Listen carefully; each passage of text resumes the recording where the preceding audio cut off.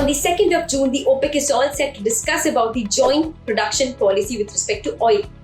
What's this oil saga about? Let's understand this. OPEC comprises of 12 countries like Iran, Iraq, Kuwait, Saudi Arabia, Venezuela, and other countries from the Middle East and Africa. Along with countries like Russia, Malaysia, Sudan, they form a cartel known as OPEC+. They're responsible largely for determining the prices and also the supply with respect to the oil demand. And why so? Because they hold 80% of the total reserves of crude, and they're responsible to the extent of 41% of global oil demand. Now let's come to the second question.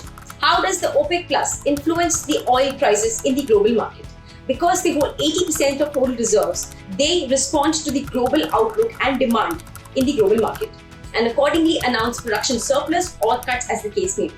Let's have a look at this. In 2020, in response to the falling demand of oil, they announced production cuts to the extent of 10 million barrels per day, which is like 10% of total demand of oil in the market. In November 2023, they announced a further cut to the extent of 2.2 million barrels per day, thereby creating a supply shortfall, and that is why the prices of crude went up as high as $91 per barrel in the month of April. As of now, OPEC nations are cutting the oil production to the extent of 5.86 million barrels per day, which is like 5.7% of the total oil demand.